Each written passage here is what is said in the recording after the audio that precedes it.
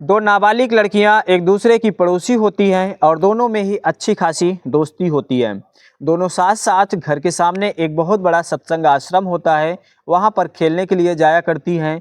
काफ़ी दिन तक तो दोनों लड़कियां जाती हैं आश्रम में खेलने के लिए, लेकिन फिर अचानक से जाना बंद कर देती हैं और वह घर पे रहने लगती हैं। जब खेलने नहीं जाती, घर पे रहती हैं, कुछ दिन बीत जाता है, तब घर वालों पूछते हैं उन लड़कियों से कि अब आखिर खेलने क्यों नहीं जा रही हो। तब लड़कियां कहती हैं कि अब खेलने जाने का मन नहीं करता है, अब हम पढ़ाई करेंगे। घर पे रहने लगती हैं।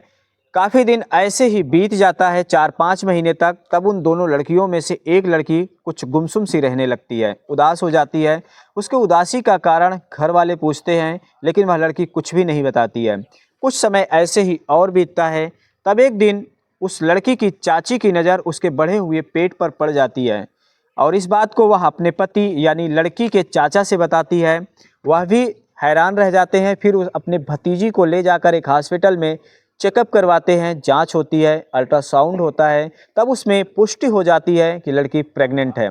इस बात को डॉक्टर के मुंह से सुनते ही लड़की के चाचा भी सन्न रह जाते हैं कि आखिर इतनी कम उम्र में इस लड़की के साथ ऐसी घटना कैसे हो सकती है। उस लड़की से पूछताछ करते हैं। उस लड़की तब बताती है अपने साथ हुई दरिंदगी की कहानी को। वह और भी ज़्यादा चौंकाने वाली होती है, जिस शख्स ने उसके साथ दरिंदगी किया। कहाँ की है यह घटना, कौन था वह शख्स जिसने उस नाबालिग लड़की के साथ ऐसा घिनौना कृत्य किया और किस तरीके से उस लड़की ने अपने साथ हुए इस घटना को दबाए बैठे रही इतने दिनों तक। आज की वीडियो में हम इसी घटना के बारे में जानेंगे विस्तार से। नमस्कार, स्वागत है सच्ची घटनाओं पर आधारित क्राइम स्टोरी के इस नए एपिसोड में। आज की जो सच्ची घटना है वह उत्तर प्रदेश राज्य के बुलंदशहर के स्याना थाना के अंतर्गत पड़ने वाले चांदपुर पूठी गांव की सच्ची घटना है। इसी गांव की रहने वाली दो लड़कियां होती हैं, दोनों अभी नाबालिग हैं। एक लड़की की उम्र होगी 13 साल, जो कि कक्षा 7 में पढ़ाई कर रही है, जबकि दूसरे लड़की की उम्र होगी 12 साल, जो कि कक्षा 6 में पढ़ाई कर रही है।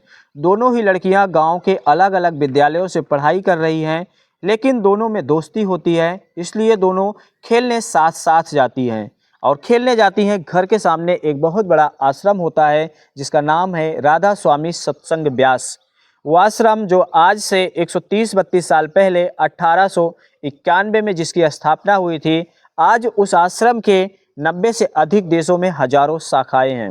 आश्रम के ग्राउंड में दोनों लड़कियां जाकर खेलती हैं। वहां पर एक अंकल होते हैं जो कि सेवादार के तौर पर काम कर रहे थे।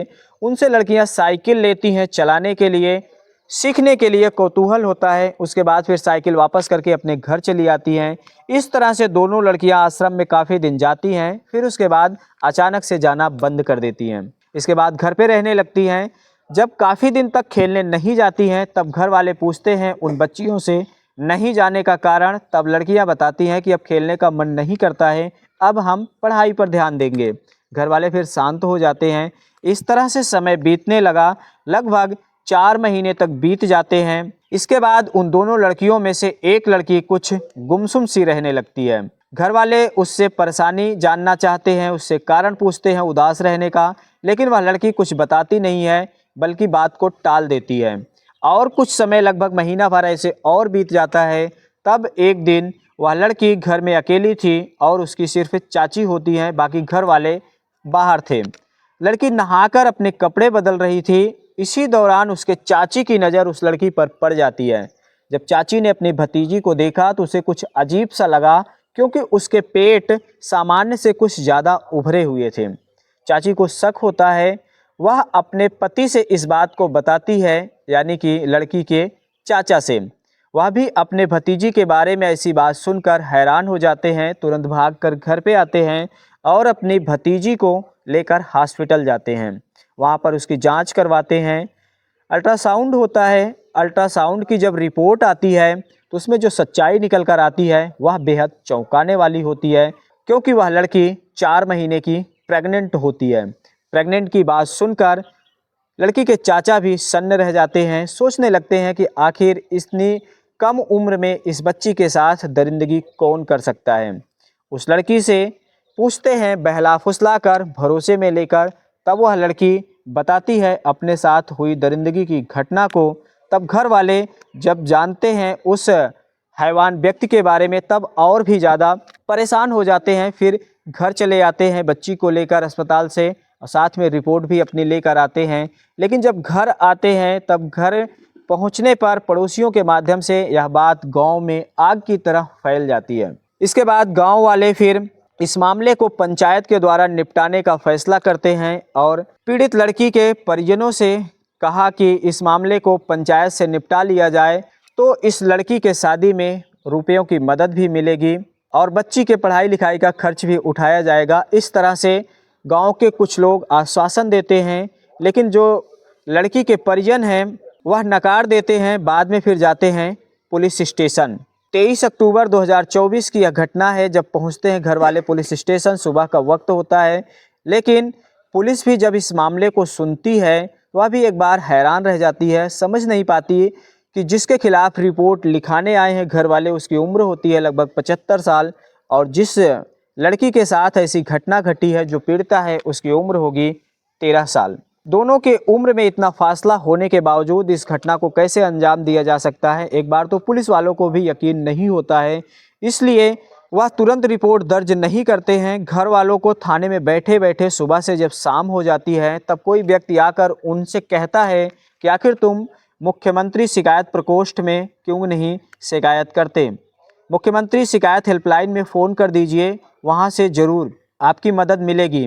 तब घर वाले 1076 पर मुख्यमंत्री शिकायत हेल्पलाइन नंबर पे फ़ोन करते हैं तो वहाँ से फिर थाने पे फ़ोन जाता है। उसके बाद पुलिस वाले शाम के वक्त रिपोर्ट दर्ज करते हैं, यानी कि लगभग 10-12 घंटे बीत जाते हैं रिपोर्ट दर्ज करने में। इस बात के पुष्टि हुई घर वाले जब थाने में पहुंचे थे और जब रिपोर्ट दर्ज हुई थी। रिपोर्ट दर्ज हो जाने के बाद पुलिस उस आरोपी युवक को गिरफ्तार कर लेती है। वह आरोपी युवक कोई और नहीं बल्कि वही सेवादार होता है जो उन बच्चियों को साइकिल चलाने के लिए देता था। उसका नाम होता है मोहनलाल राजपूत, जिसकी उम्र होगी 75 साल। पुलिस जब उसे हथकड़ी लगाकर गिरफ्तार करके ले जाने लगी तो लोग यकीन नहीं कर पा रहे थे कि इतने उम्रदराज व्यक्ति छोटी छोटी बच्चियों के साथ ऐसा घिनौना कृत्य कर सकता है। मोहनलाल राजपूत के 3 बेटे हैं, पत्नी उसकी मर चुकी है। एक बेटा दिल्ली में रहता है, दूसरा अहमदाबाद में रहता है, तीसरा गांव में ही रहता है। और मोहनलाल उस आश्रम में 24 घंटे वहीं पर खाता पीता वहीं पर रहता था। आरोपी युवक को गिरफ्तार करने के बाद पीड़िता का फिर दोबारा मेडिकल करवाया जाता है तो इस बार मेडिकल में जो पुष्टि होती है, पता चलता है कि लड़की 4 नहीं बल्कि 6 महीने की प्रेग्नेंट है, जबकि पहली बार अल्ट्रासाउंड में 4 महीने की पुष्टि हुई थी।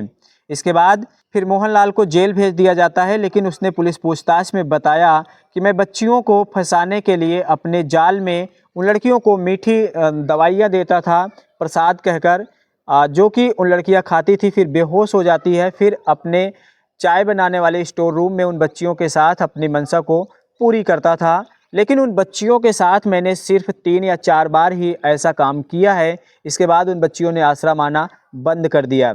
अब सवाल ये उस नाबालिग बच्ची के भविष्य को लेकर है जिसके पेट में अभी 6 महीने का बच्चा पल रहा है, उम्र अभी बहुत कम है और उसका एबॉर्शन भी नहीं करवाया जा सकता है, क्योंकि एबॉर्शन के नियमों में अगर 24 सप्ताह से बच्चे की उम्र कम है तब तो उसका करवाया जा सकता है, लेकिन अगर उससे ज़्यादा है तब एक मेडिकल टीम की सलाह पर, कोर्ट के आदेश पर ही एबॉर्शन करवाया जा सकता है। इसके लिए पुलिस कानूनी सहायता ले रही है परिवार के साथ मिलकर।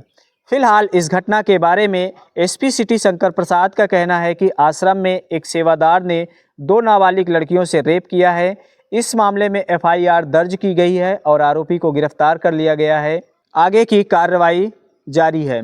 तो दोस्तों, इस पूरी घटनाक्रम को सुनाने का मकसद किसी का दिल दुखाना, किसी को परेशान करना नहीं है, बल्कि जागरूक करना है। तो आप लोग सजग रहें, सतर्क रहें। मिलते हैं अगली वीडियो में फिर किसी नई घटना के साथ। धन्यवाद।